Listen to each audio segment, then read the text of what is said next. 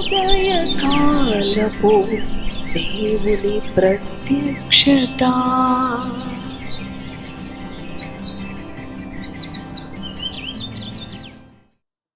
Praise the lord, హల్లెలూయా.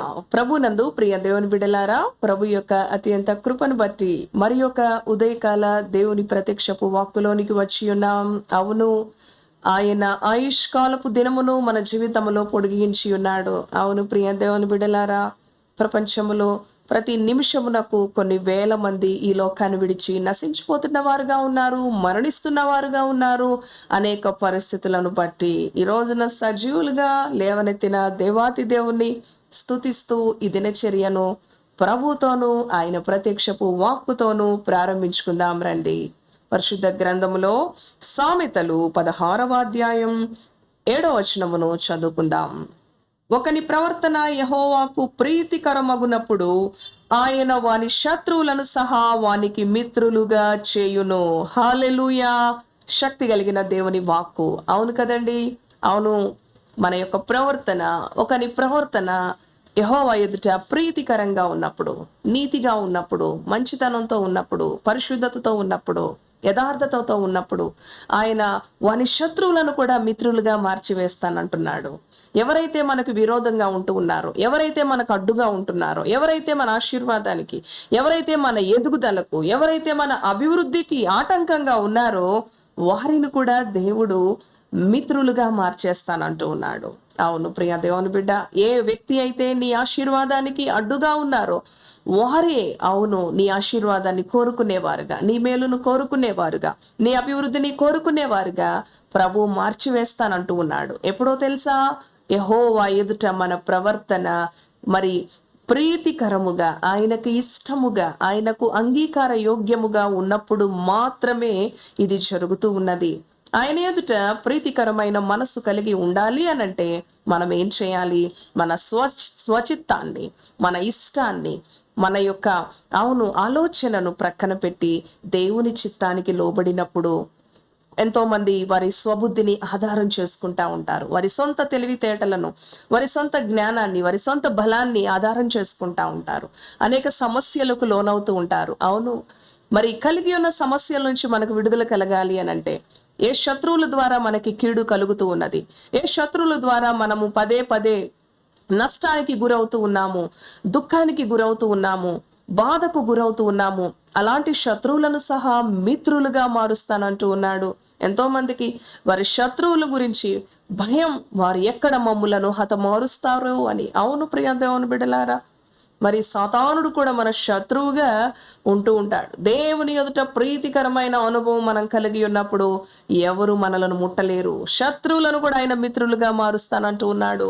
పరిశుద్ధ గ్రంథములో మరి ఆది కాండము 32వ అధ్యాయము 4వ వచనంలో ఒక మాట చదువుతా. అప్పుడు ఏశావు అతనిని ఎదుర్కొన పరుగెత్తి అతనిని కౌగలించుకొని అతని మెడ మీద పడి ముద్దు పెట్టుకొనెను.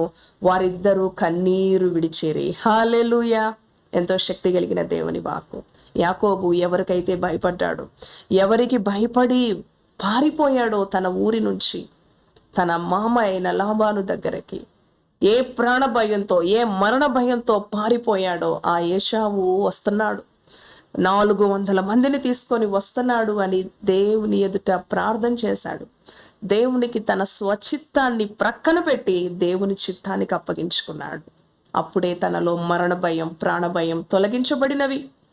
దేవుని ఎదుట తన ప్రవర్తనను ప్రీతికరముగా మార్చుకున్నాడు.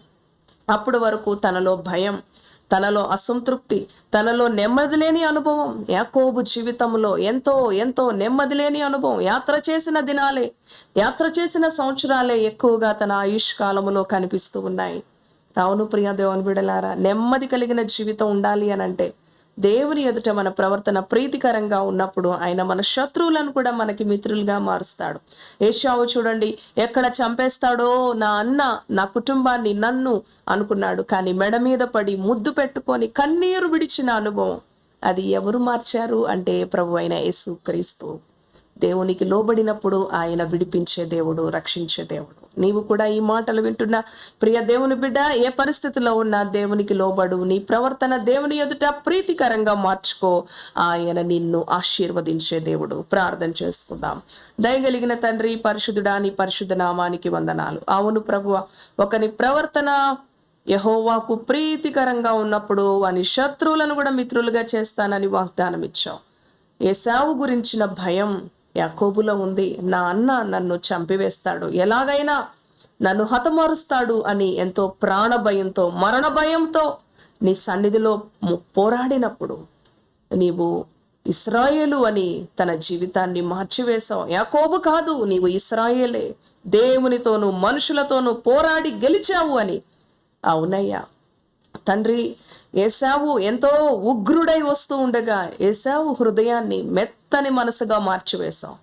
తన తమ్ముడి మీద పడి ముద్దు పెట్టుకొని కన్నీరు విడిచే విధంగా ఆ ఉగ్ర రూపాన్ని చల్లార్చావు, కోపాన్ని చల్లార్చావు. కారణం నీ ఎదుట ప్రీతికరమైన ప్రవర్తన యాకోబు జీవితంలో వచ్చినది.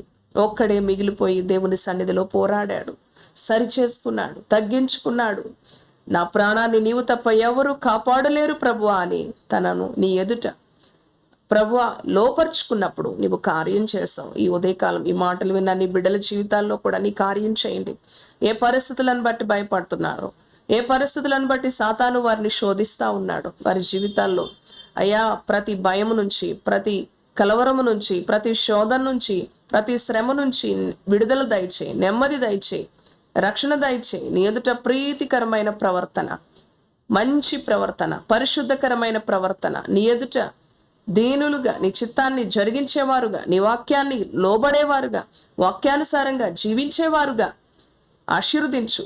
ఈ దినం నీ బిడ్డలు తలపెడుతున్న పనిలో తోడుగా ఉండండి, ప్రయాణాల్లో తోడుగా ఉండండి, చదువుల్లో తోడుగా ఉండండి, ఉద్యోగాల్లో వ్యాపారాల్లో తోడుగా ఉండండి. హృదయవాంఛలు తీర్చండి, రక్షణ మార్గంలో నడిపించండి. వారి ప్రవర్తనని ఎదుటి ప్రీతికరముగా ఉంచుకొని ఎక్కడ ఉన్నా దేవుని యందు భయభక్తులు కలిగి వారు నడుచుకునే కృప అనుగ్రహించమని, సాతాను యొక్క తంత్రముల నుంచి నీ బిడ్డలను భద్రపరచమని యేసు నామములో ప్రార్థిస్తున్నాను తండ్రి. Amen. Amen. Praise the Lord. God bless you.